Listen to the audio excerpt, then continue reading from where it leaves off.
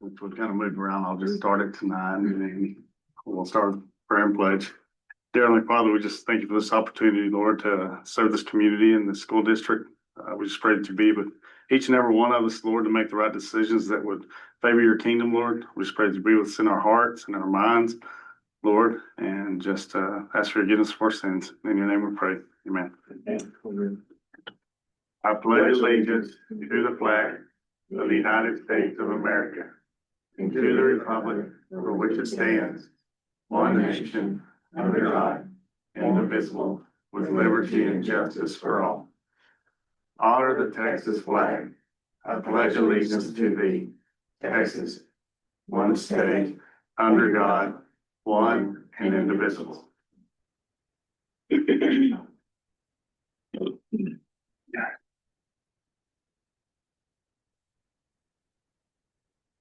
We will start off with the Mr. Humphreys report. Student enrollment, we were up to 178 at one time last week, and with Miss Foyle's resignation, that took us back to 174. So love those kids and miss those kids, but we were at 178. Excuse me, not 178, 186. That was incorrect. So we're now at 182 with 26 transfers, and so I believe they haven't had anybody call or any more meetings. So I believe that's what we will start with. We're not expecting any of those to leave or go about. So that's when I looked a year ago today, we were 172. So that was a sub 10. So where we were a year ago.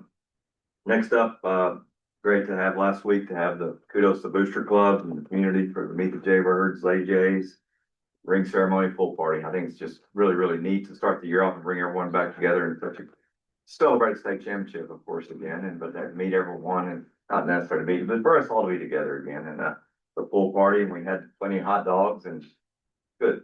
So good way to start the year off and to bring everyone back together. Transportation, we are 100%. We have every vehicle in our fleet back on site and currently functioning properly.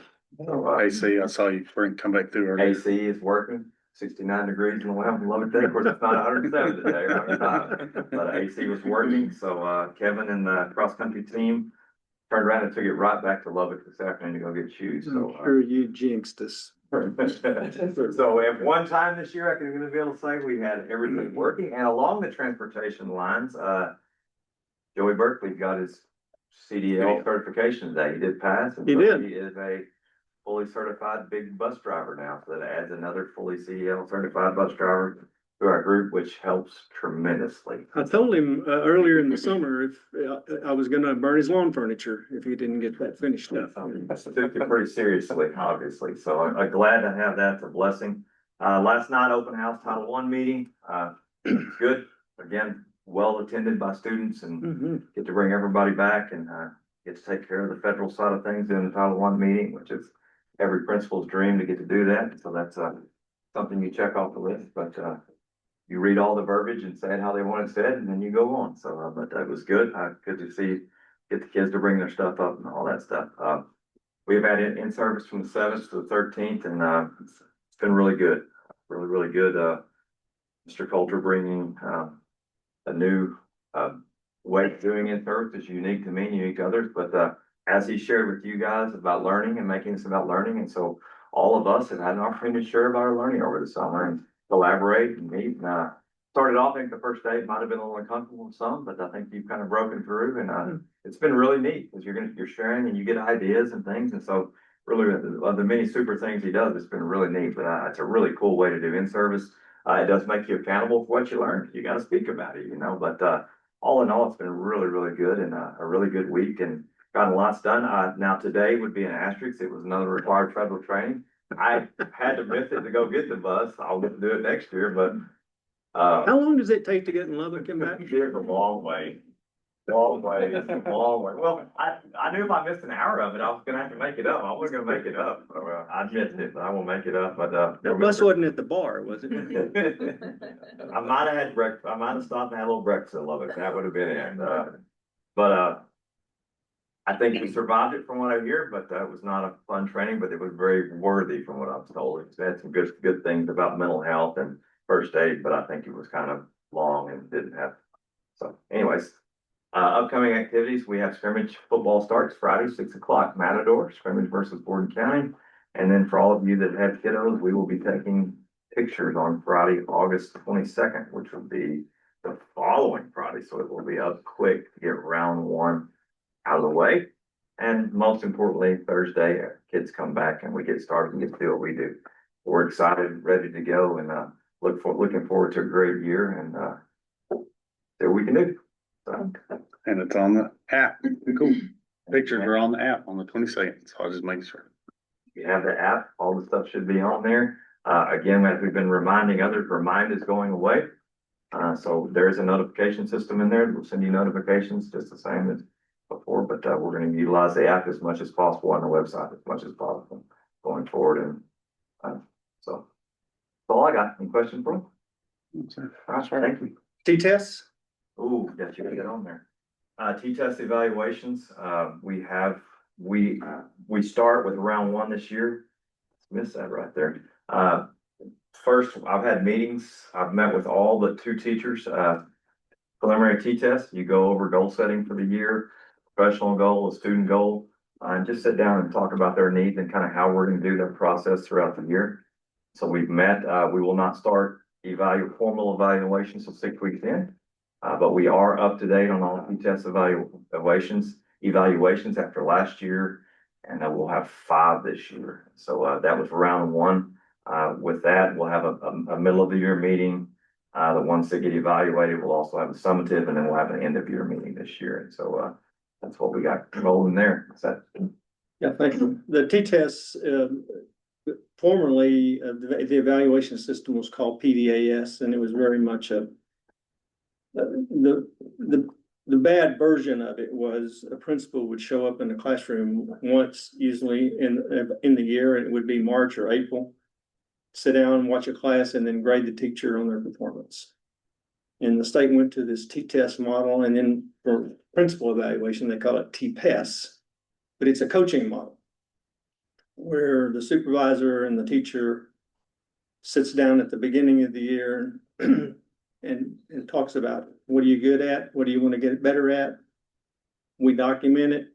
The teacher starts trying to do that. They look at student data if it's available, and then they may have a mid-year meeting, take a look at how things are going, revise if they need to, and they have an end of the year meeting. But it's a much more time-intensive thing, so it's quite a bit of a burden on the principal, particularly when you got a steady stream of discipline things coming through your office.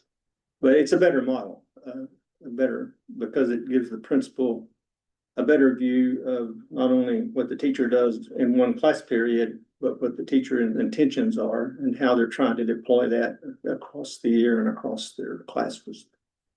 Sorry. Are you good? And then to add to that, Mr. Coulter and myself will be in classrooms throughout the year, and we have a form that we use to give them feedback, and it's just ideas and things, it's not an I gotcha.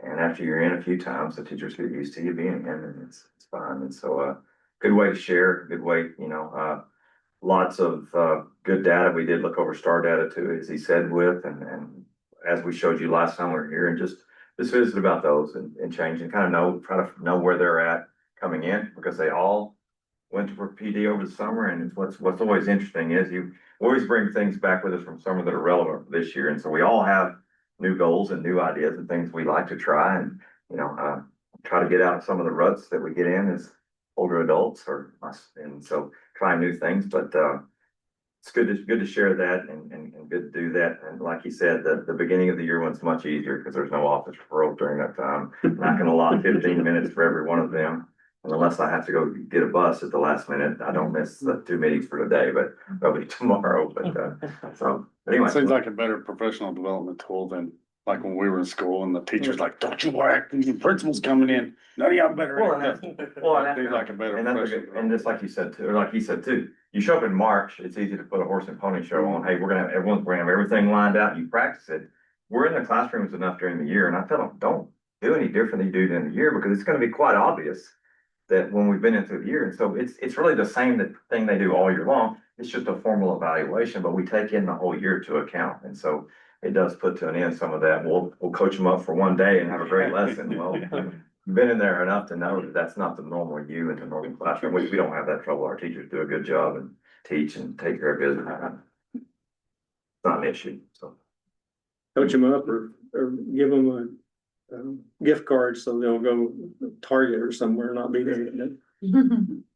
Don't prefer them to AI. Right, right. All right, thank you, sir. Next, we'll do the superintendent report. The, Jamie referenced earlier that in professional development days here, we started last Thursday, instructional team coming back.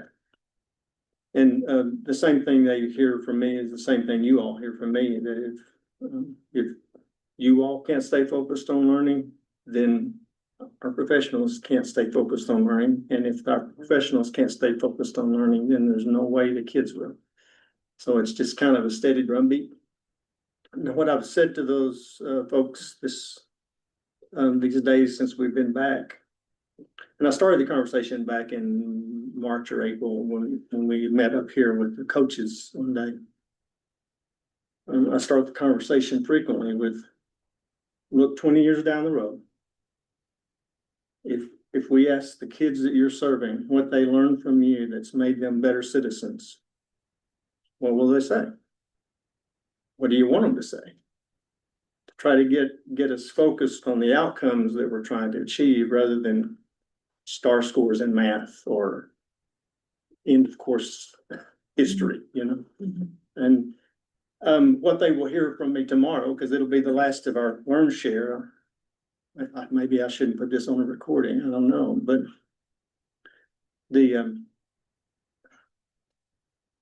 when we do that again tomorrow, when we have that conversation again tomorrow, then I'm going to ask them to think about what they said tomorrow, what they said yesterday, what they said on Friday, when I ask them, what do you want those kids to say that they learned from you 20 years from?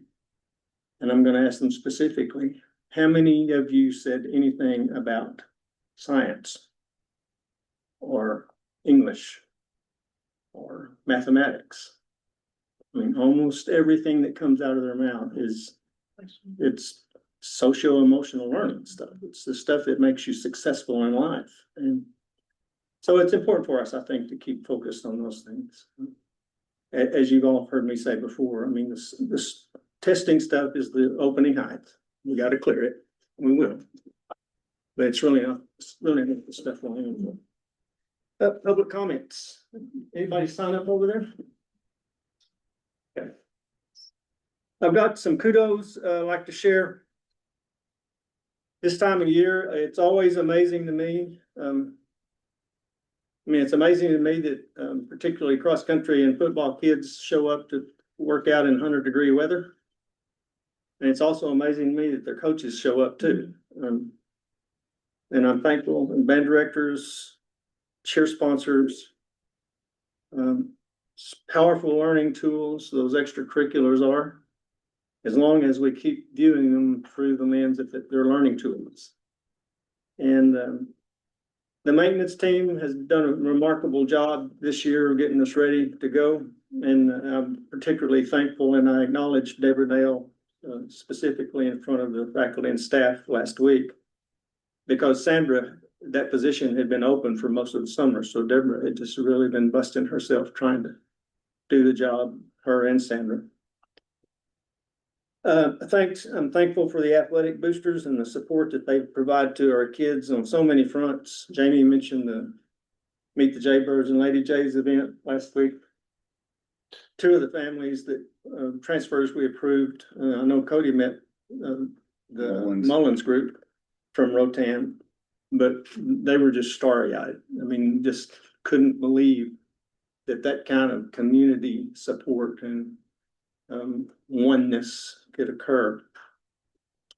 Turns out I used to coach against the grandfather's father back when I was pretending to be a coach. And when I learned that Donnie was the son of Frankie Don, and I began to make comments about my interactions with his dad, he began smiling immediately. As it was competitive. Thanks to Christine Foyle publicly for her service. She gave up her cafeteria role last Wednesday and I understand she has a job in Aspermont. Is going to be putting her kids in school over there. The coaches pecked at me earlier in late spring, looking for another place to put all of our trophies. And they suggested that maybe a couple more of those island trophy cases like we have in the gym lobby might be a good place for us. And so I started trying to find where in the heck those came from. And finally, 2 weeks ago, it took me a month, but I finally found the source. It's Wiley Construction out of Amarillo. And so I've been communication with him, and we have 2 more of those coming. And he said they still have the plans. And it's going to be really close to the 2 that we have. And I think, and my intention is this, because our seniors, some of them have some holes in their schedules. I think what I'm going to do is commission a little committee of them to reorganize the trophies once we get the trophy cases set. Those are on the way. You all saw the communication from me about the official communication from the UIL. And so it'll be Dr. David Stevens, who's the director of the academic portion of the UIL. And he'll be here on the 19th shortly, right in front of our homecoming game. And I've already notified the Knox City folks. Not only do they have to, it's always kind of a tricky thing when you have all the homecoming coronation activities and stuff. But I let Colin and the principal and their athletic director also know that this UIL thing would be going on that evening as well. A couple more things that it came to my mind. The houses of faith here in the community came to the school Sunday evening and walked the premises and prayed. And I'm very thankful, immensely thankful for that. And that does not happen in very many places. I mentioned this to you all before, but Amber Lemoyne and Christy Coulter have done a marvelous job of pulling the yearbook together. And they told me they'd hit the send button on that yesterday or the day before, or Friday, I can't remember, but it sounds like it's at the printer now. So I'm thankful that they did that. That's all I got on thanks and kudos. Thank you, sir. Anybody have anything? Everybody good? Next we'll move to an action item, rescind the bond election call approved on July 22nd, 2025 meeting. Yeah, I need to eat a little crow. On July the 22nd, what I did is I took the bond measure from the previous year and eliminated the 3 of the 4, and I kept all the language exactly the same, except I modified one sentence. And it said, the sentence said, this will result in a property tax increase. And I modified it slightly to say in most districts, this will represent a property tax increase, but it will not in Chayton Girard ISD. And the bond lawyers and the bond banker told me we cannot do that. So this action is basically saying we didn't mean it last month. So my apologies for wasting your time, but I was trying to save you some money. So we'll need a motion to rescind that. So I'll make a motion that we rescind that. I'll second it. Stephanie approves it. Cody seconds it. All in favor? Thank you very much. My apologies. Next, for an action item, we'll consider an order calling a bond election to be held November 4th, 2025 in the amount of $1.9 million for the purchase of new school buses, student transportation vehicles, and security devices for school buses and student transportation vehicles. That's a mouthful. I tried to do it with all one breath, but can't do it. I know, and the documents, if you looked at those, I mean, it looks like some lawyers had their hands on it, and they have. But the good news is, and Kelsey and I sat through a Zoom meeting with 5 attorneys and 2 bankers this week. The the money, the price tag's not changed. I sent you all a revision of the 3-year plan. The good news is when we had that conversation with them, they made it abundantly clear to me that we could not put anything on there for a transportation bond that was not something that was going to be, would not be transporting kids. So the vehicles you see on that 3-year plan now are only vehicles that we'll be putting kids in, go somewhere. And I guess we could put them on a tractor. I probably don't need to make that argument, but so that's where we are right now. And all of you except Mackenzie, I guess, since you went through this last year, you know, if you approve the calling of the bond election, then you'll probably remember the ethics training and stuff you had to go through to make sure that you didn't use school email or, I mean, basically you have to just say, you know, this is what we're proposing.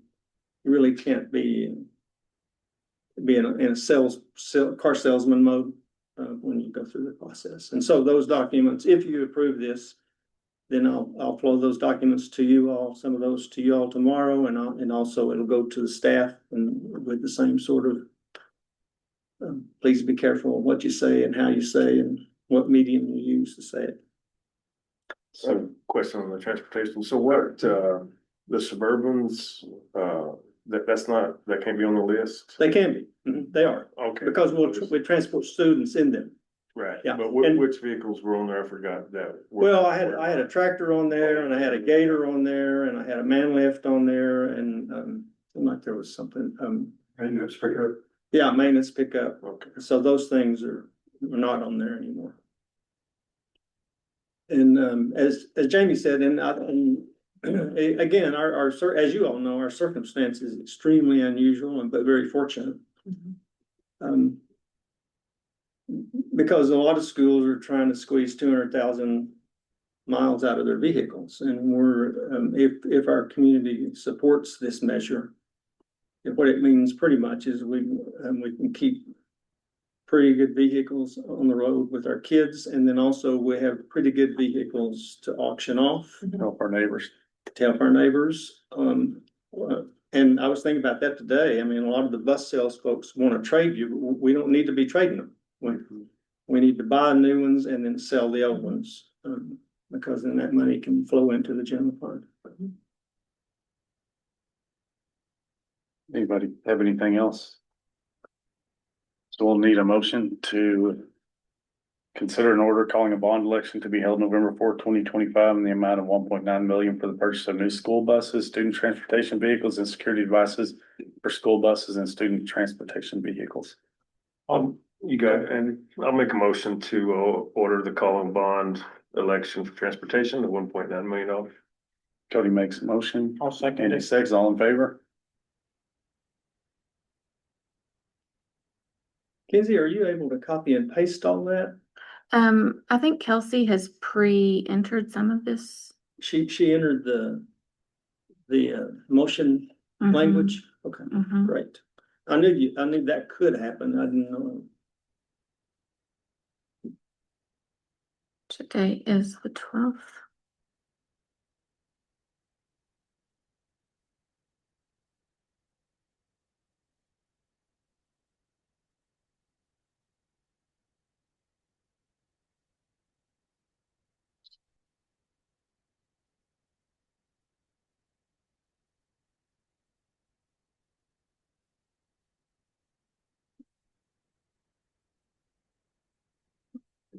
Next item will be discussion item committee studying placement and presentation of state champion commemoration area.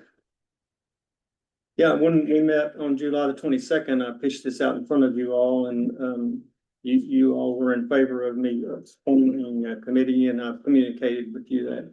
So the committee, the committee of 5 folks has gone through the first round, and just so, from a procedural perspective, my intention is for us to have 2 or 3 options for you to look at to consider at our August 26th board meeting.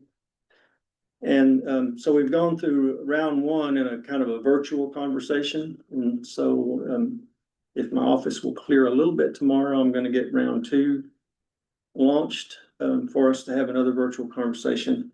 And my goal is to take a lot of ideas and possibilities and try to winnow it down in funnel form until we can keep getting it down to something that you all can take a look at and see if you want to do it. No question about it. There's some political implications for this. I get it. But one thing that Lacey brought up, and I'd completely forgotten, I'm old enough to remember in the 70s, small schools couldn't play for a state championship. But the 1970 Jayton Jaybirds won the regional football trophy. And they stopped there because they couldn't go any further. And they could very well have won the state championship. So, I mean, it's those kinds of nuances and tricky things. And then we mentioned last time, you know, two state band championships and then a football championship I missed and just all kinds of stuff that goes into that. But my intention is to have a couple of or three things for you all to look at in August 26th. I think there was some regional championships in the sixties, early sixties too. Oh, yeah? Yeah, I didn't know that. Pretty sure. You probably have some kinfolks on those teams. That's it. Probably ask Royce if he could tell you. Boys, yeah. You know, well, see, never mind. I won't waste your time. We can talk about that after the meeting. Royce is well known.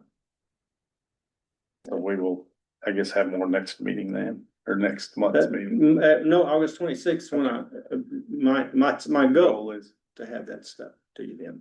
Thank you, sir. Number 5, learning optimization for all. Action item, homeschool opt-out decision, SB 401. Yeah, this is one of many things the legislature did in the spring. The short version is they did a 180 on the law. The previous law said homeschoolers cannot play at the public school in their extracurriculars unless the school board says, yeah, we'll take them. And the legislature just flipped it the other way around in the spring and said homeschoolers can play in all public schools unless the board specifically says no. I've talked with our coaches and others, administrators. I don't know of anybody in our district that it applies to, but it seems to me like the general consensus is, you know, if they want to play on our teams, they need to show up at our school. So that's my recommendation to you, that we opt out in the UIL and the law language, what they're saying, they're calling it is opt out. What we're basically saying is homeschoolers cannot play on our teams unless they actually enroll in the school and show up at school. That's kind of the way I feel. If we're not getting the funding, then, because that's just another addition to another fee on top, Yep. another body on the team and traveling, and Right. so I feel like it. Well, there's lots of nuances to this problem. Every time I sit down and have a conversation with people, we turn up a different, what if this happened? And there's just lots of little rattlesnakes in the grass that we don't know. Right. But at the end of the day, really, I'm not sure it matters much. I mean, if kids are gonna wear our uniforms, like, show up. Sounds like those in the legislature are getting a hard time, so they want to pass that buck to us and let us. Well, I'll tell you where this is gonna be a nightmare, is in the suburbs. That's where the people are gonna shop, and I think you'll see, I think you'll see a lot of UIL eligibility challenges and stuff going on. When Austin Westlake ends up, I mean, they're already pretty good at recruiting, but when they have a bunch of homeschoolers that are happen to be the best players from all the neighboring districts. Although I'm not sure they can afford housing in Austin Westlake. Yeah. But I think it was probably 84, 85, No passbook. 84, I was there. Yeah. Okay, that came into effect, was in junior high, I think, and I mean, there's a lot of discipline associated with participating on, so I think you're right on the opt-out is because, you earn, you know, you have to be a good kid, you know, Yeah. to stay on the team, Yeah. so. It- I'm for your recommendation on that. I know Josh spent a lot of time asking UIL, kind of trying to dig into the implications one way or the other, and I asked what he came away with, and he felt the same way, opt out.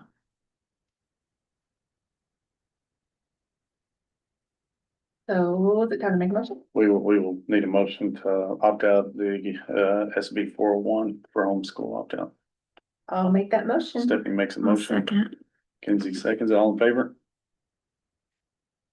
Um, tell me how we need to phrase that. Do we opt out of Senate Bill 401? Yeah, Okay. we're opting out of Senate Bill 401. Got it.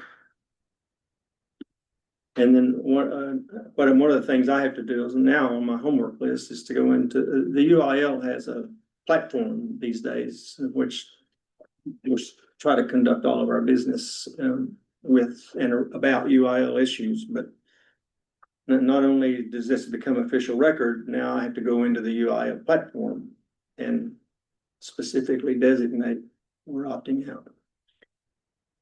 So we're tracking to see how many schools opt out. They are, yeah. And for what it's worth, the UIL has been pushing just broadly. They wish every school district would opt out. I mean, it'll be a nightmare for them. And they know it'll be a nightmare. Yeah. Next will be 5B, discussion item, TASB policy updates. Yeah, I mentioned this to you all last month. Every time, especially every time the legislature meets, but not only when the legislature meets, laws change and revisions get made in policy. The legal versions of policy are just, I mean, that's law, it's statutory, and when you look in your board policy book, it says CED legal, which means it's exactly the same in every school.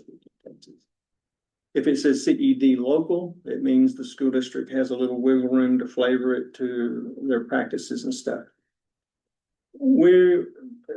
TASB rolls these out in what they call updates. So usually they're bundled in 10, 15, sometimes as many as 20 policies they want the boards to look at. So we're about 2 or 3 behind. And I'll dose those out to you a little at a time so that we don't spend 3 hours one night looking at policy. Bottom line though is this, the legal policies are in effect, you know, whether we've approved them or not. That it's sort of like, yeah, we're going to approve the UIL basketball. You know, it doesn't matter. You're going to use it whether you approve it or not. But the local ones require a little more of a thought because they, an example of that has to do like senior trip policy. I mean, that's specific to each school district. My view as an old man of both policy and law is every one of them is a documentation of some disaster in the past and an attempt to try to avoid that disaster in the future. And as an old man, the disasters that we're facing today always fit somewhere between those pages. They don't always seem to fit exactly the policy and the law, but we got to do it one way or the other. So that's coming soon. I'll probably dose out the first version of that to you on the 26th of August.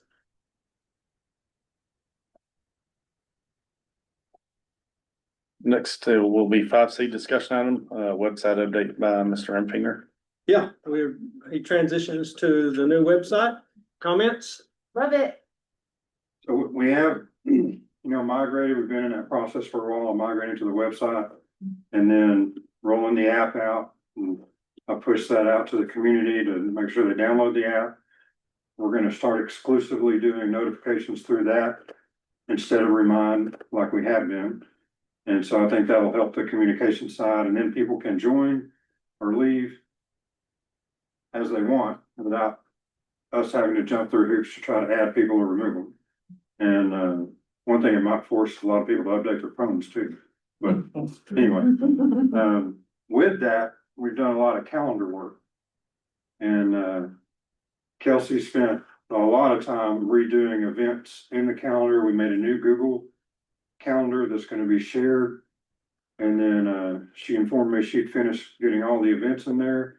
So probably tomorrow sometime I'll be posting a link on the website in the news section that people can click on this one and subscribe to that calendar on their devices to be able to see all the events of the school.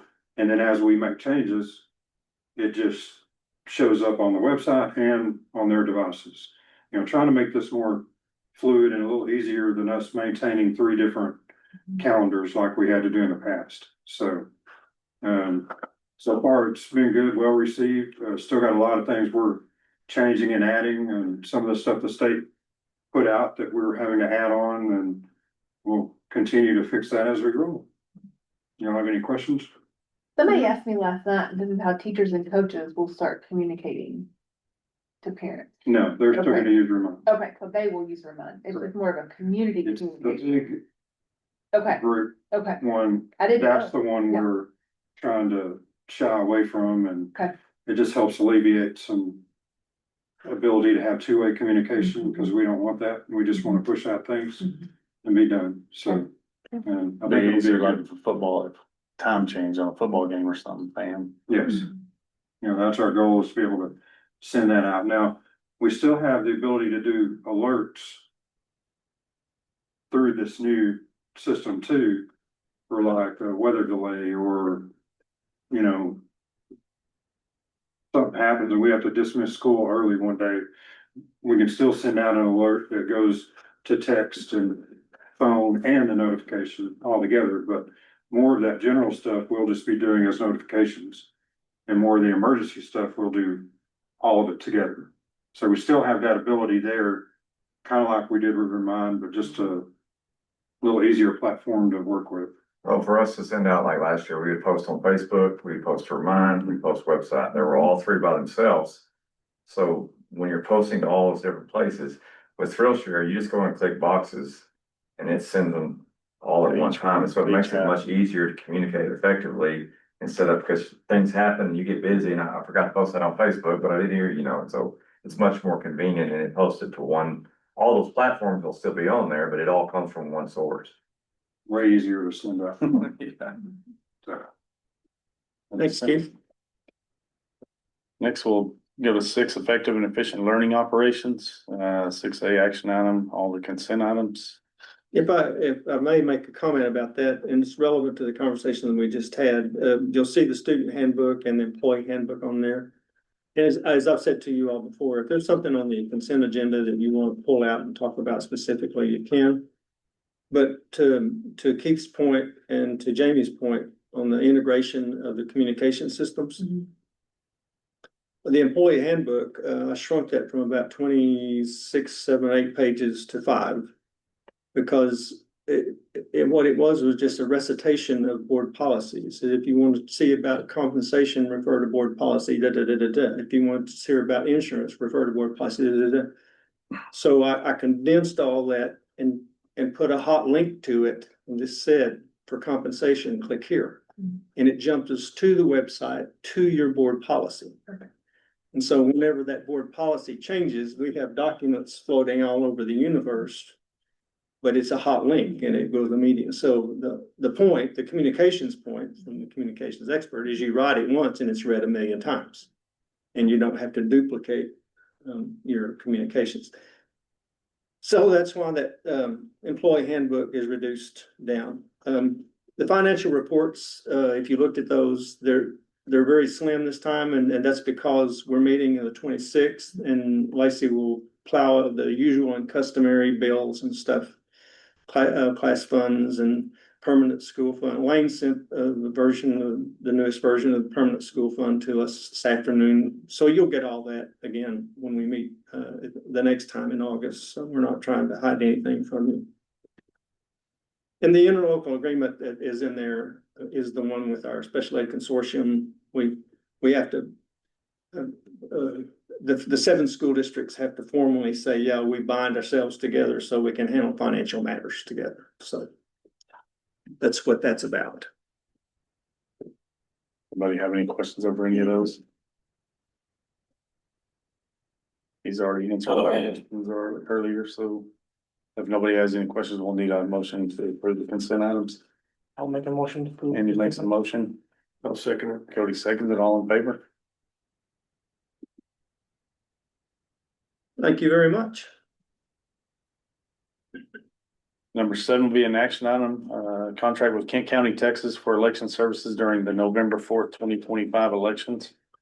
This is just a formalization of our agreement with Craig Harrison, basically to manage the early voting part of process of both the bond election and the school board election. By the way, on that topic, we still haven't had anybody pick up packets, not unless they did it today, unbeknownst to me, but so I don't know if people are waiting to see who else is going to, or whether they really don't want to run in November and then turn around and run in May, or I don't know what's going on. Or maybe they're waiting on you all to run me off before they decide. What was the deadline on that pickup? September the 3rd or 4th, I think, was the drop dead date on the packet pickup.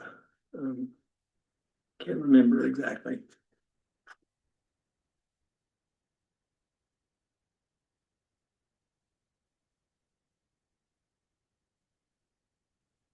So we'll need a motion to approve or turn down the contract with Kent County, Texas for election services during the November 4th, 2025 election.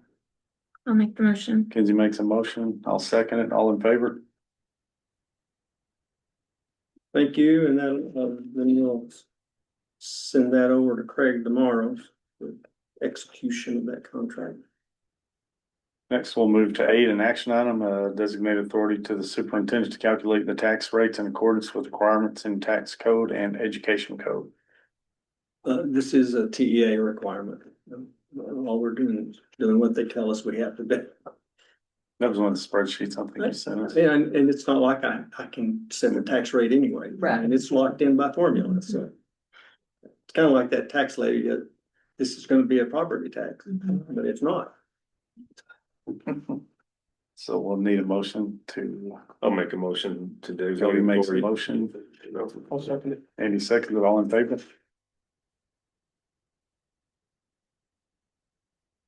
Next, the discussion item will be the 2025-26 budget proposed at $6,074,304 with a deficit of $688,628. So the reason that's in that language is that's also a new,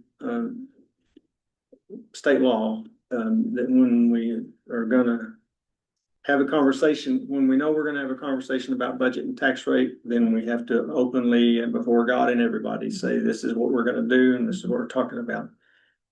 This is kind of also wrapped up into the new law that's requiring us to post board agendas, not 3 calendar days ahead of the board meeting, but 3 business days. And so that's been that'll be a little bit of an awkward dance, particularly for Cody and I, because it'll bump our conversations about the agenda up a little bit, probably more often than not. And it also will be a challenge for Lacey and Kelsey and myself to get all of our stuff gathered up a little quicker. But bottom line is you all have your budget binder, and we looked through this last 22nd of July. As I mentioned, the tax rate's locked. We're locked in on that by formula, so that does alleviate us from having, gnashing of teeth and worrying where to set the tax rate. When I first moved here in the early 90s, it's before the Robin Hood thing was in effect, and I remember sitting over there, and Exxon Mobil would always fly a finance guy from Dallas to Lubbock, and he'd drive out here and he would fight tooth and nail with the school board over a quarter of a penny tax raise. And because they were wanting to raise it by half a cent. They would fight, and then somebody would finally say 0.25, and he'd go, I can tell him I won. And You walk out the door. But, times have changed, and so the tax rate's locked. You all have these binders. Under the first tab, which is the 24, I'll go quickly, but we'll talk about whatever you want to. Again, I'm not trying to hide anything from you. The first tab is the year we're closing out. That's just the general summary, the approved revenue budget. Just for a reference point. And the second page there is the itemization. It's the functions, the categories that we put each of the piles of money in as we're trying to figure out what in the heck we're gonna spend for the year. And so, even today and the next 2 weeks, Lacey will continue to get dribbles in of, somebody getting reimbursed for gasoline. And so the books will formally close on the 26th of August. I mean, when we meet then, it'll be done. And well, I'll hold you to go ahead.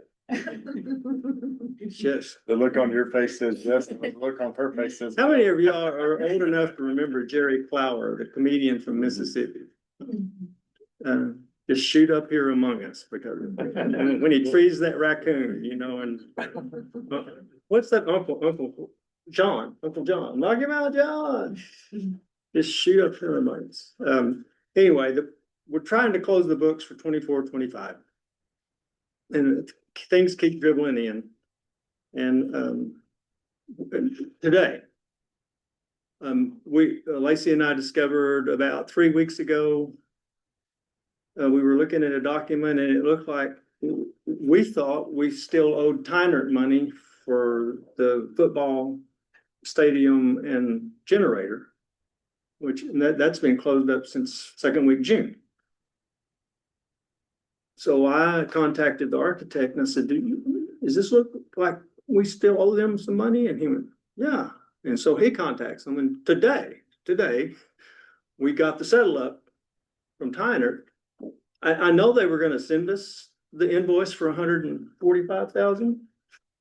But our budget calendar doesn't mean anything to them, and evidently $145,000 doesn't mean all that much to them. But finally, we got that invoice today. So that's not even reflected in the numbers that you're seeing here. I mean, so that'll affect the final numbers that Lacey puts before you when we meet on the 26th.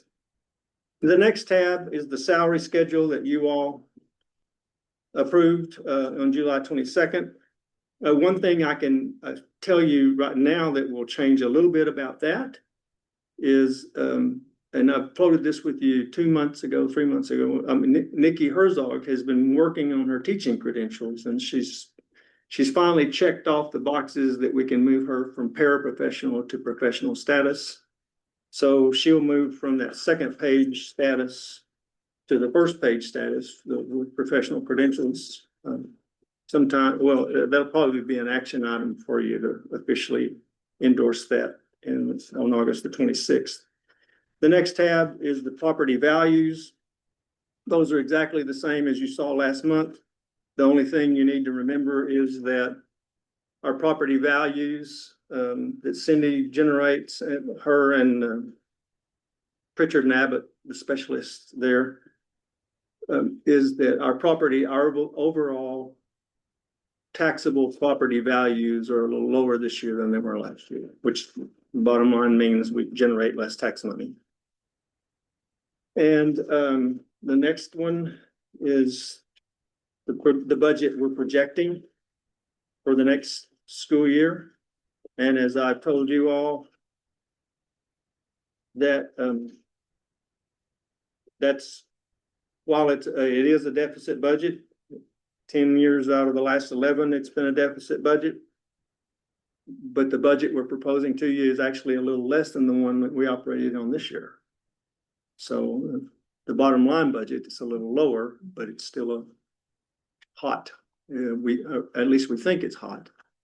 As you all are aware, or you may or may not remember, this current year, we ended up plowing $1 million plus more money into the revenue side than we expected to on account of the solar farm. So no way of knowing. You project as best you can.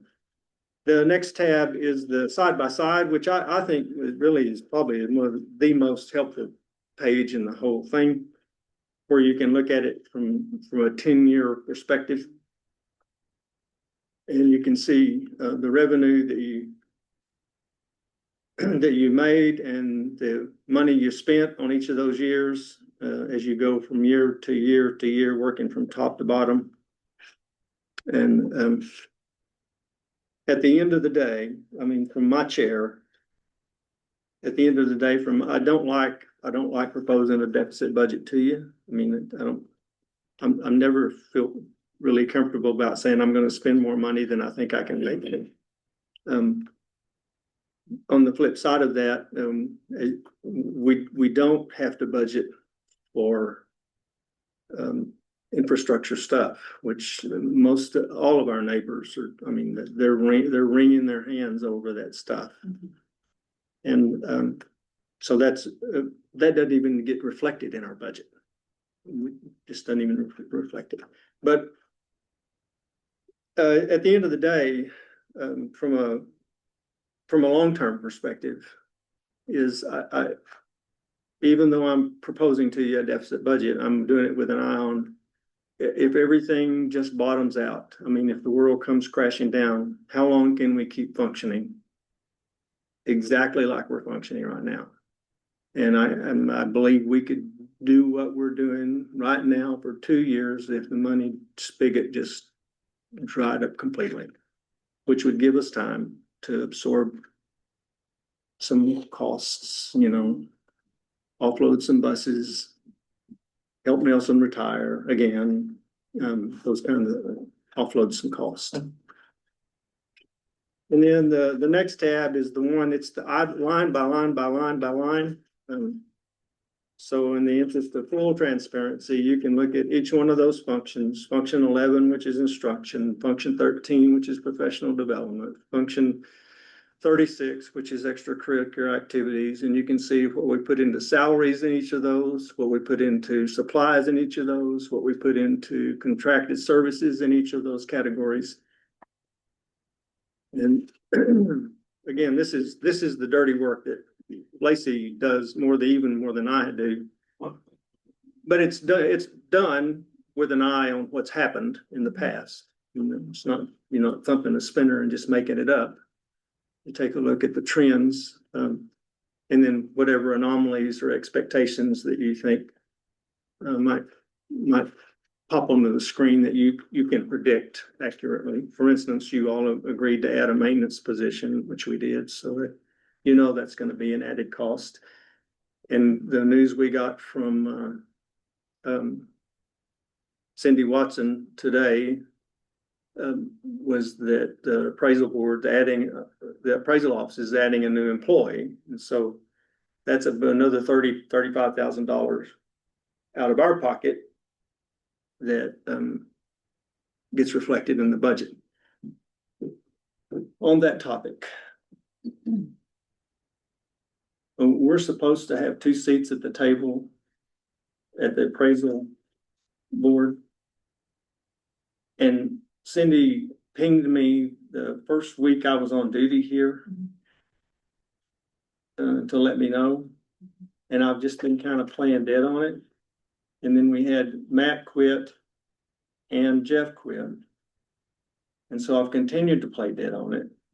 What it means is we don't have a voice at that table when they're making those decisions. Okay. But what it also means is I'm very conscious of the fact that you all volunteer a lot of time to do this. And I'm just so very reluctant to ask you, a couple of you, to say, yeah, 4 more times in the year, I'm going to go sit in a different board meeting. So the request is coming. Maybe we'll just draw straws, or you do the biblical thing, cast die. I don't know. We'll do something to figure it out. Who knows goes. But anyway, that's coming. And then after that itemization, that the thick tab the school finance template, which is really, that's the wizard behind the curtain. That's where all the data flows in and gives us the very best picture of what we can anticipate from the state, what we can anticipate from local taxes, what we can anticipate from federal money, how much they're giving and taking. One of the things that has changed because of state law changing, and also property values changing, is what we have been accustomed to calling recapture or Robin Hood. And for the last decade or 2 decades, I guess we call it purchasing water, basically buying students from other school districts to offset our wealth. Lacey was telling me today that she had a conversation with Johnny Tubb last week. Don't let me misinterpret this. If I do, just stop me.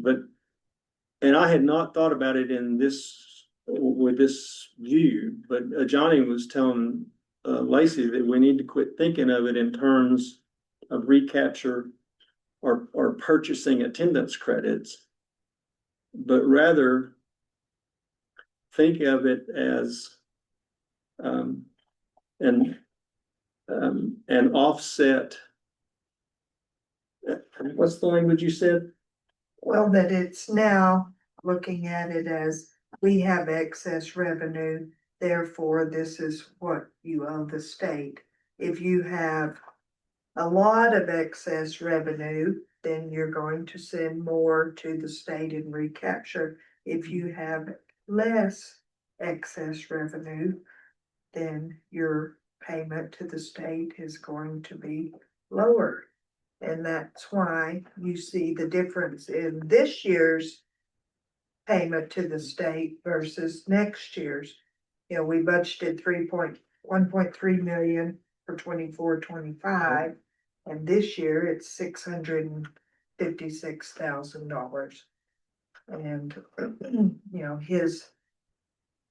he said we should look at it as you have less excess revenue than you did in the previous year, and you can determine that based on our certified value. Last year was, you know, higher. This year it's 460 million. 24-25 it was 501 million, which created more excess revenue that you have. In turn, meaning your payment to the state's gonna be higher. So this year, our excess revenue is less. Therefore, the amount we owe the state is less. So thank you for that explanation. Here's the way Nelson interprets that. The state's gonna steal your money. So if you're wearing gold and diamonds, they're gonna take gold and diamonds. Right. If you only have gold, then they'll just take the gold. I like it. As Kinsey says, I like to think in metaphors, you know, so there you go. There's a metaphor for you. And that's really true. You know, if they would let us keep that 665, we'd have a balanced budget. And we would, right, exactly. That's a good point. That's almost exactly the deficit in the budget. I hadn't thought about that. Thank you, though. And then the very last page is the one, and I wanted you all, I sent that to you all when Lacey and Kelsey hit the send button. It's legal announcement stuff, but I wanted you all to see that before you read it in the newspaper or saw it on the website. I wanted you to have your eyes on those official notifications. So that's pretty much the next discussion item, the 25-26 maintenance and operation tax rate of 0.7892 is dictated by formula. Yeah, yep. And again, we just have no wiggle room in that. Yeah. That's a defined number for us.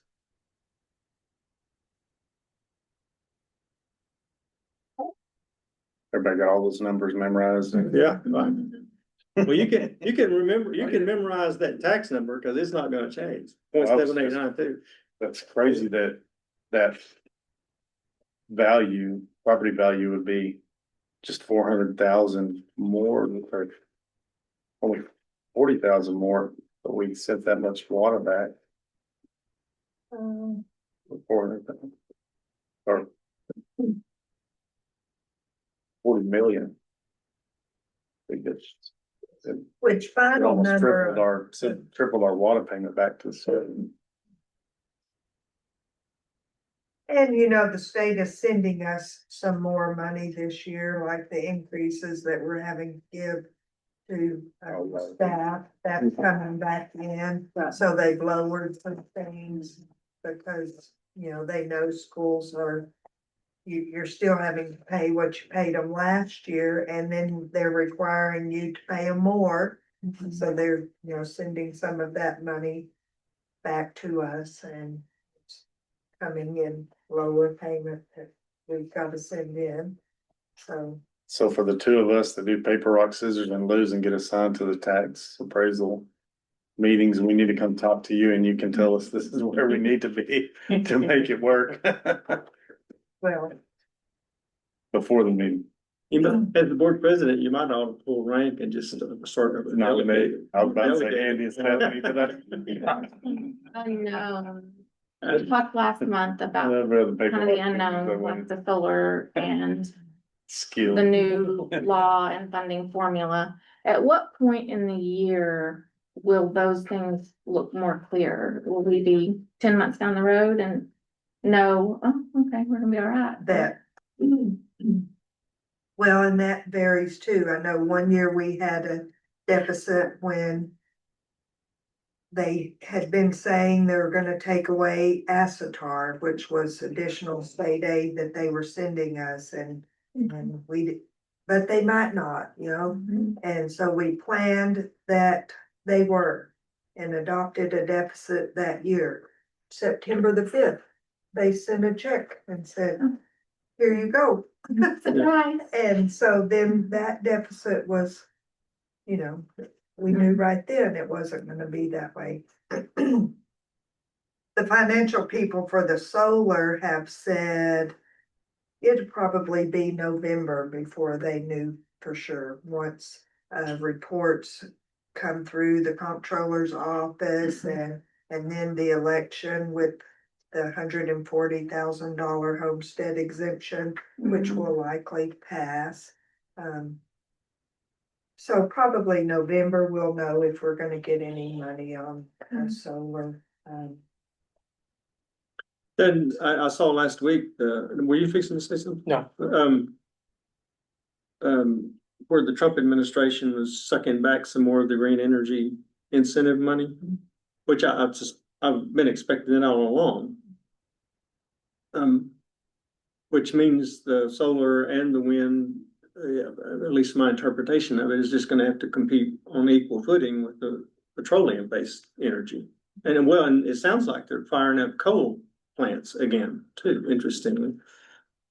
But Dana Brinkman this afternoon called me and asked me if anybody had contacted me about a wind farm going up along 208.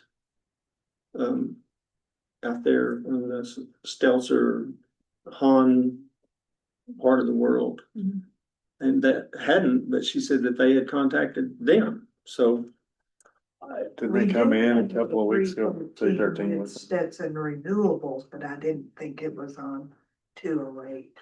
She said that whoever had contacted her, it looked like they were trying to put together something to basically run right along 208, on the high ground, not down, of course, they wouldn't put it down in the river bottom, but that kind of surprised me. I wasn't expecting to hear of a green energy project, really, but there's a lot smarter people than I am working on those issues, but. If it's another, wind turbine company, is it solar or wind you're talking about?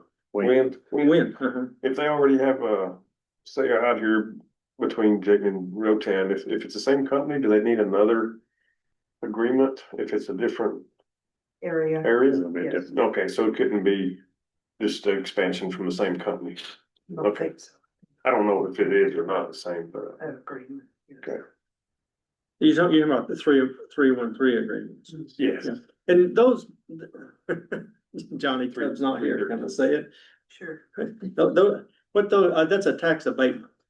Johnny doesn't like to use that language, but basically that's them agreeing with us that we'll hold off on the taxing until they get their stuff built and it can actually be generating money.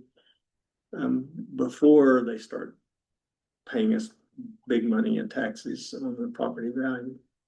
On the initial presentations of that solar farm, they pretty much told us, we're gonna build this solar farm somewhere. And we're gonna get a tax abatement on it, and if y'all don't give it to us, we're gonna go somewhere else. Yeah. That's kind of how that language was. Is that kind of how that goes? But if we wouldn't have gave them the break, the 313 agreement, I don't think it would even be out there. Yeah. Somebody will give them the tax break. And It really wasn't going to help us that much. I mean, the majority of that increase in value would have gone back to the state instead of to us directly. So really, that was how y'all looked at it, was not going to particularly help our revenue because it was gonna increase it, but then would in turn increase your payment to the state. And so. Is that how it worked out? Yes. Okay. Okay. So the payment that we received this year was a pilot payment, which was a payment in lieu of taxes. So. But we could not forecast this year that we were gonna get that again Okay. yet. We will get the $50,000 per solar Nova 1 and 2, Mhm. 100,000, but any additional like we got this year. Couldn't determine that yet. Okay. It would be. a lot of those projects, I mean, it's wildcatters. I mean, it's the way I think of it. It's a green energy version of wildcatters because they're hustling around looking for investment money and investors trying to put together the project. And so they're Well, it changed. doing all kinds of contortions, huh? It changed names a couple of times before it actually got built. Oh, yeah. I forgot what the first companies were, but I don't remember. Yeah, and in Guthrie, we even approved a big agreement for one at the corner of King, Knox, Haskell, and Stonewall County. Big project, but the investors fell through, and so we struck the agreement, and it didn't happen because somebody got cold feet, pulled the money back out of it. Well, and one thing interesting to me, if you look at Cindy's certified value, you know, she has our M&O certified value and she has the INS certified value, which the INS certified value does include the value of that solar thing. So it's not included in the M&Os because we gave them the deferral. But if you did have an INS tax rate, then you would be able to include that value of the solar farm in there. It's 807 million. Yeah. If you're not confused yet, I'll keep talking. On this $1 million bonded indebtedness, that's the technology, I guess. That's the Does technology. that, when does that transfer? Does that go directly from permanent school fund? Yes, well, we made an interest payment just this month. Next year, we will have to make a principal and interest payment of 357,000, I think, and so. It all I goes will for permanent? Yes, I will request the money before the payment's due in February. The county will give it to us and then I'll make the bond debt payment. But you still have to, I mean, we still have bond debt even though it is being paid from county permanent. Okay. That was, I'm There's sorry. some kind of rule where you have to leave it, you have to let it mature and then before you, but you can't just pay, we can't just write a check and pay it all off like right now. I remember there was some. We had to stay for so many months. I mean, it's a 5-year payout. On that topic, to your comment, that's a different, those documents I forwarded to you all that Lacey and Kelsey were sending to the newspaper and the website. Cody had sniffed out a discrepancy there of 32,000 and change year we're closing and 357,000 anticipated in that, in bonded indebtedness thing. And Lacey just commented about, I want to reinforce what she just said. In the year we're just closing, that 32,000 was in interest only. That's all we paid on that this year. For the coming year, we anticipate paying interest and principal payment on that. But it's not, again, it's not coming out of our pocket, but that's a difference that he called and asked me about. But we do still have to budget for that bond with the revenue and expenditure. Money's coming from county permanent rather than tax INS money. We still have to, the first year we had that budget or that bond with Trig, I didn't put it in the budget and the auditor wrote us up right away. Well, so it is in. No, now you know you were. That reminds me, did you, the first ratings were released this week. Did you look at them? I have not. I downloaded and looked at those. It looks like we scored 100 on our first rating. Again, thank you very much, Lacey. So do you have anything else on the maintenance and operations tax rate? Okay, Unless you got questions, can you change it? I wish. Next we'll move to discussion item, softball, baseball complex update. The Jason Farr, and I've been trying to keep you on the loop on that. The number he pitched did not scare me, as you know. And so I told him, let's take the next step in this potential marriage. And I resent him the 3 documents that the lawyers craft. And I said, take a look what's there and tell me what causes you heartburn. I'll see if I can live with it, and then we'll ship it to the lawyers. He sent that to me on Friday, I think, and I've been dealing with those stuff. I hope I can look at that tomorrow or Thursday.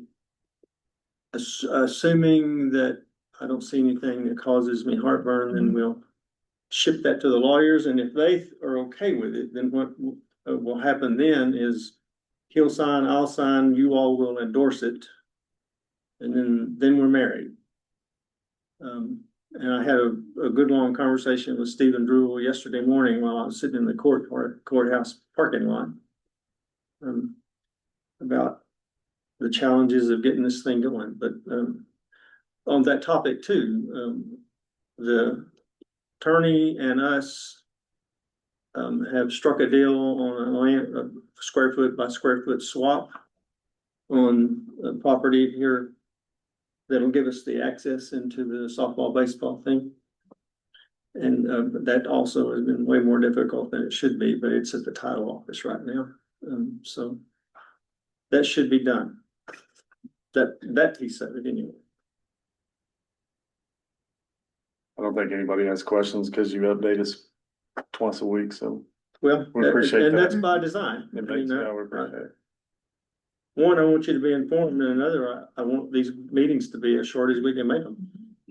I know you have family. Then we'll move to the next discussion item, property additions update. Yeah, I'd asked Cindy to provide a list of properties in this. She said she sent everything in the whole county. What I wanted was in the city. There were 3 years delinquent on taxes that we might see if we could get for a song and a dance. I have made an offer on property right across over here, the little greenhouse that it's kind of catty corner off the gymnasium parking lot. And so I'm waiting on a response from that group, but what I'm looking at those, Cindy sent the listing of the properties that were in arrears. And some of the properties are actually the owner's deceased, so I'm not interested in seeing how much property we can acquire, but I'm interested in seeing if we can get properties that have dilapidated structures on them. And I met with the Commissioners Court again on Monday, so I'm trying to keep that relationship strong. and keep them informed about what we're trying to do.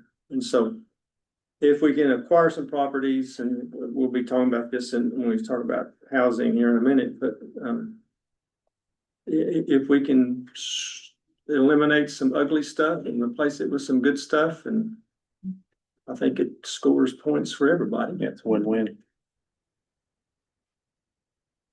That's all I got on that one. We'll get on that. Next discussion item, the technology bond update by Mr. Remfinger. So, on the bond money so far, you know, we're still sitting right at where we were a month ago on what we've spent. We've just been waiting on some items to actually come in and be on hand. Two of those items are the new huddle cameras, one for the gym, one for the football field. Those just arrived like this week, I think one Friday and one Monday. And when we get those installed, that will be another addition to the website. They will have a link there to go to a YouTube channel to be able to watch the games in addition to NFHS that will still be there. So there'll be two ways to get them here for local games. And our goal is to have that up and running before Gridiron, and we just have to figure out when to do that. So, the Wi-Fi is installed in about half the building. I kind of did that on purpose because I'm going to be testing out that deployment and comparing it to the other part of the school. I did a little bit of that last year, but I'm doing a little bigger test run of it right now, and it doesn't take me long to put those up. And we're rolling in that. Computer lab is done. I don't know if any of y'all saw it yesterday. It turned out really good. The marquee sign, this package should be on its way to the shippers like right now. What they're doing is they're shipping it to an installer in this area. Then they will contact me and coordinate when they're gonna be here to install it. And we have everything else ready at that location. We got new ground rods installed. I have the wires in my pickup ready to attach to the new sign. Not sure what we're doing with the other sign. Auction it somewhere by. We'll find out when they get here. I'm sure they're not taking it back, so I'm sure we're gonna have to stick it somewhere. Let's say, let's put it on the front lawn of the Spurs school. Okay, there you go. Draw it. I think that's about it for my updates. I already told you all about the sound system last time, and then, you know, we're doing the pep rallies. We are gonna do. We're gonna focus those out there in the other gym, and hopefully that'll all work good. You don't have any other questions? On the topic of the huddle cameras, I don't know if Josh had told you all earlier that UIL was going to use the Gridiron Classic as a pilot for instant replay. And I asked him about it 2 or 3 weeks ago, and he said that they had this, they pulled the plug on that because they piloted it this spring at some of the 6A schools that have spring games. And it was a complete disaster. And I said, is it because they didn't have 10 cameras flying around on Never the right. drones and zooming in? And he said, yeah, he said the one camera on top of the press box wasn't working very well for instant replay. And I said, especially when the dad with the big cowboy hat jumps up in front of the camera. Yeah. Right. So that seems to be off plate. Next, we'll move to 14, discussion item, personnel update. We have, the maintenance position you all approved, hired Jacqueline Carson, and boy, that generated a little activity this weekend. And, a lot of wringing of hands and gnashing of teeth. It's funny, God has a way of bringing me to the right decision, even when I fight tooth and nail. And so that's a relevant conversation here, but, this afternoon, I told you that Christine Foyle had quit last Wednesday. we immediately posted that position. And, by the new state law, all we have to do is leave it posted 5 days instead of 10. So Lenora and I, interviewed Samantha Salazar this afternoon and I offered her the job. And, I'm very pleased at what I saw and heard out of her. The only big question mark in my mind is why in the world would you have 7 kids? You know, holy man, I can't imagine. I cannot imagine. But I met her in the hallway last night at open house. I mean, I talked to her on the phone to arrange the interview. I never seen her. So I'm roaming around last night in the hallways, meeting, talking to people, and I see this young woman. It looks like she's got a covey of quail running around. And I just walked up to her and I said, "What is your name?" And she went, "Samantha Salazar." And I said, "I thought that might be." Yeah, that was her. But on the related topic, and this kind of ties back up to the property thing, the housing stuff. And it'll be on the agenda when we talk. And I've sent you all, that was this morning, wasn't it? Man, oh man. I am so reluctant to drop $100,000 on a 50-year-old house, but I don't know. I invite your thoughts. I don't think we want to let go of the lot at all. No, And I'm not sure we want to sell the house to somebody like it is, right? I mean, lot and house, but because we have no way of knowing what it'll end up what looking did the new houses end up costing? They were supposed to cost 260 something thousand a piece, the new ones, is that right? Two. We ended up spending, $350. do what? $350? Yeah, we were hot on those 2 houses. But, but they're bigger than I would be recommending to you anyway. I would not be recommending to you all that we build 2,800 square foot houses. I mean, it's your money, though. You can do it if you want to. It doesn't feel very good to me for even school administrators to be living in the biggest, nicest houses in town. Nice houses, okay, modest, better.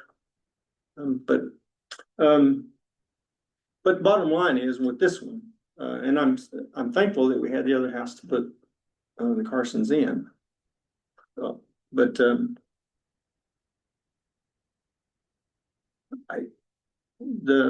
I already had a bid on my desk from a local contractor that was almost $90,000. And it didn't even address the 4 problems that were uncovered this weekend. And then the guy that was there looking at it this weekend was looking only at the 4 problem. And his bid came in a little over 52,000, which again, God was taking care of it because it exceeded my spending authority. So I was thankful. And, but his bid was only for the flooring problems and the flooring replacement, basically subflooring and work. And he's not even aware of the stuff that I know of that's above the ceiling as a problem. So we have electrical, we have AC problems, we have subflooring problems. Brandon Thomas, the good news in all that conversation is he's out of Snyder, a young contractor. And during my conversation with him and Andy yesterday morning, I learned that he also is in the house building business. So there's another avenue of possibility down the road for us.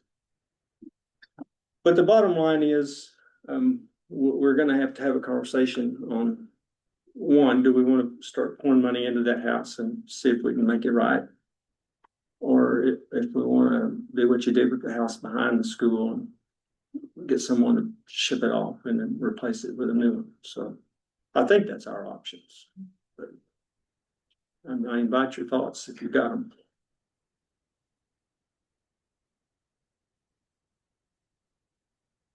I forgot, this house here, do we just, it was just a bid, just, people just bid? It was, there was a Auction. I mean, it was open auction or open bid or seal bids. Yes, yeah, but there was a minimum. Do you remember what it was? yes. I'd have to learn, but Forgot, 50 or 60 per home, I forgot what that was. I'd have to look it up, but I mean, we do have what it was and what we ended up receiving. And what kind of shape was that house in? It was good, there was nothing reportedly wrong with it, just the location, right? Yeah. This location. It was not a popular place to live, which is just because of the location, is what I remember. And We lived here, I mean, I was working here when it was built, and then John and Joreen were living in the house that you're in. And they wanted to move into that new one, so John and Joreen's the one that moved into that. Did either of the bids indicate how long, what the timeline would be looking at to get it? back Well, up and running? the young man from Snyder acted like, he's been working with multiple crews and they could get in and repair floors quickly. Again, he was not aware of all the stuff that needed to be done to make it right. I feel like he would be willing to do that, Mhm. but, the local contractor, I'm not sure how quickly we could expect. Was the roof leaking? Is that what's above? No, so there was, they found leaks in every bathroom with floor damage. In the master bed and bathroom, when they flushed the commode, the water flowed under the wall onto the floor into the master bedroom. So we don't know if the sole plate, if there's damage to the sole plate within the walls, stud wall. And you saw the air conditioning unit. So there was water leaking down through that and it was bleeding into both bedrooms. So, and when I walked through that house yesterday with Andy, the subfloors, several places, the subfloors had been repaired already before. The contractor had gone through the crawl space and he showed me the pictures on his phone of floor joists that had rod damage to them. So it's part of the floors where that water had been going around the air conditioner. We're gonna have to have floor joist repair, not just subfloor repair.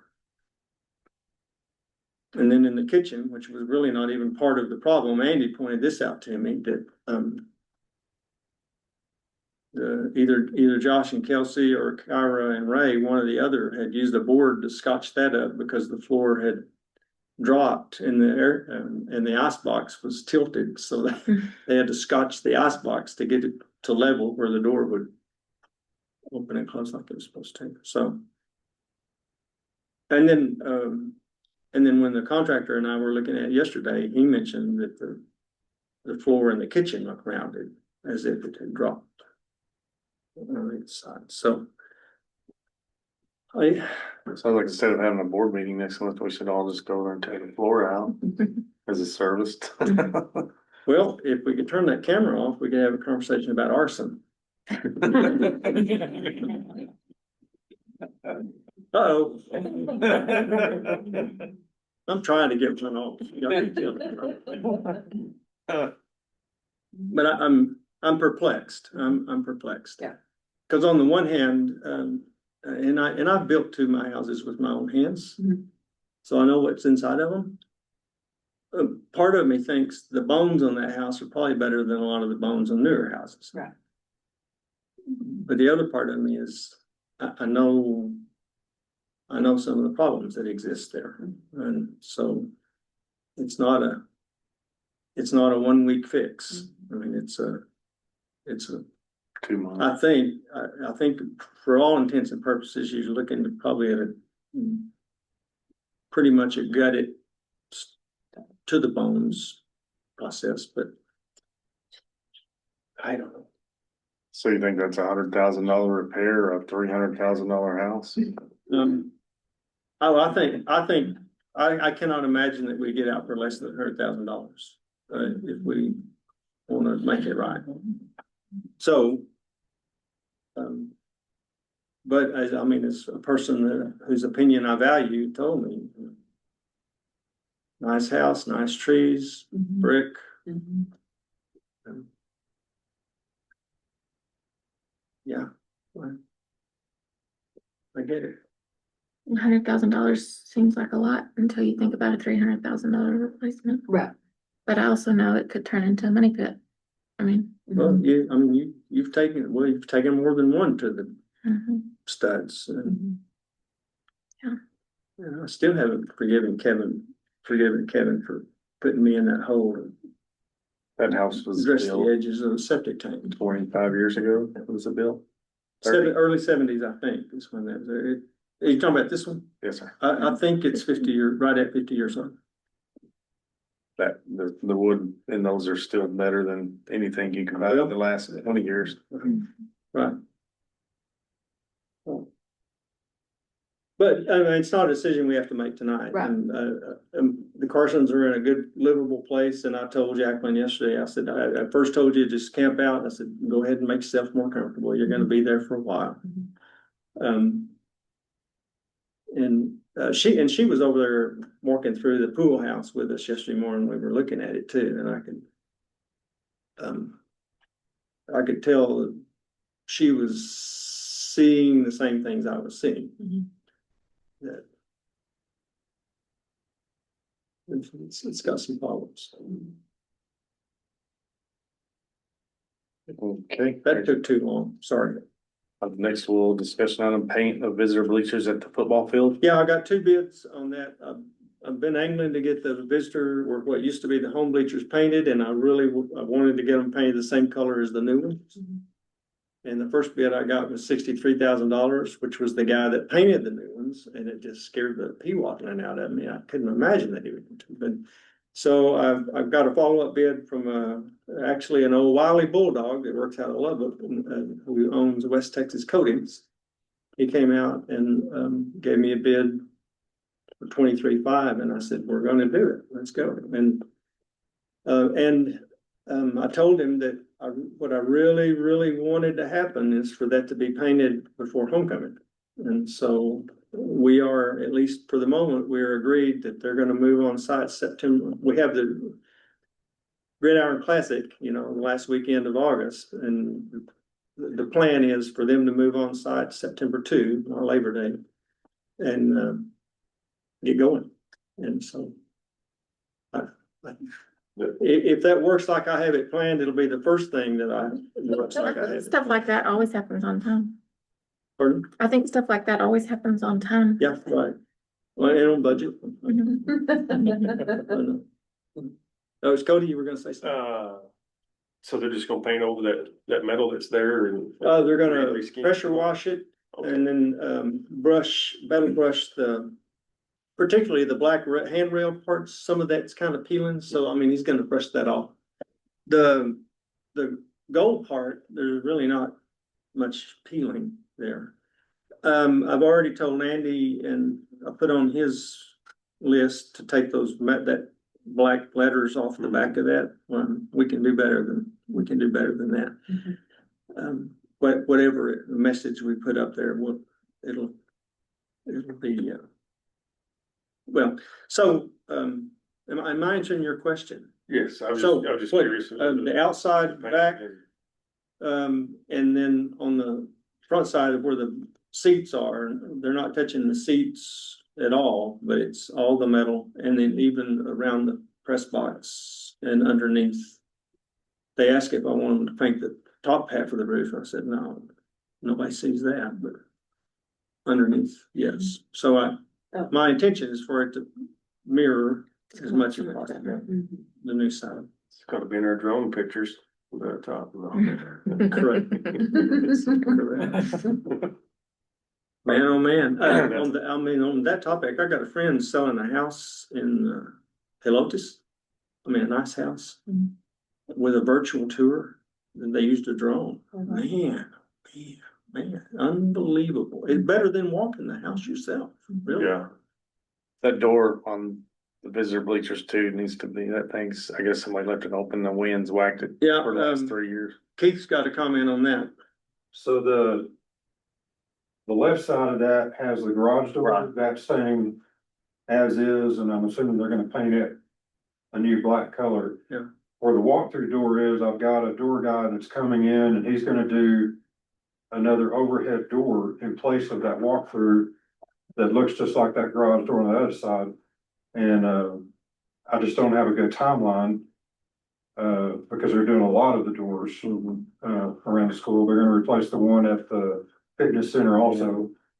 And then several walk-through doors are gonna get new locks on around the football field. We'll get new padlocks for all the gates around the football field, things like that. So that is in the works. And, we finished that out with some of the safety and security money that we had. And, so I wish I could give you a better timeline on when they're gonna be here on that garage door, but That'll I be a did lot. tell him specifically to do that one black and the fitness center white.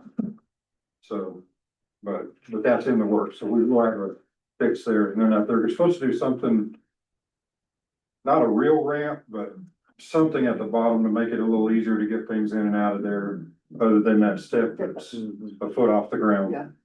So, and then we'll be able to get in and out with a bigger door too, so. That'd be good, yeah, because they're having stuff, all that track stuff in one side, and it's Yes. 12 foot tall. We have some, our virtual club signs in there, the big ones, we're be getting that stuff out pretty soon. And, if I see anything in there when they get here, I'll let y'all know, because it's gonna be two crews. One guy comes and cuts in and frames the opening, the other crew comes in and puts the door in.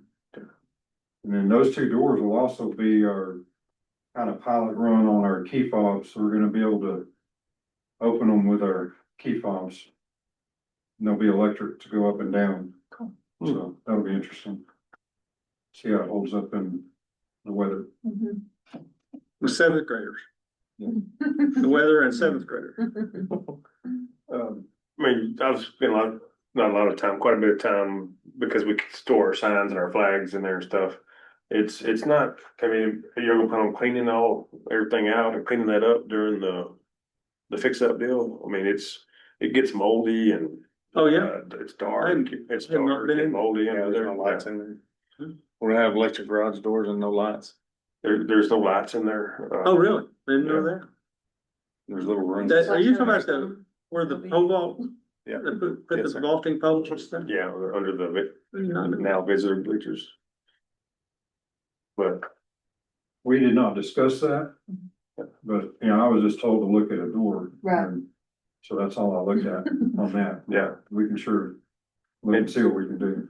So, We have two bays on that one side of storage. Oh, It's really? not used at all. yeah, I think we're fixing to move our stuff. No, those are sealed up. But the doors open from the inside. That'd be nice. Those are good, way better bays. They're not as big. But definitely take a walk through, cause if we're doing better on the outside, we can do better on the inside Yeah, too, right? It's I kind hadn't of, even walked in there. The last time I stepped foot in there, I guess, is when I was coaching here, clean. There's probably. Probably still something stuff for there. me. I may have been the one that left the mold.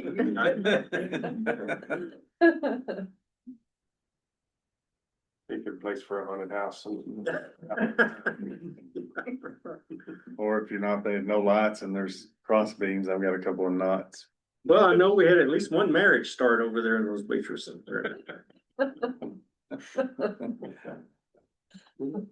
Anybody else have anything up for discussion on that?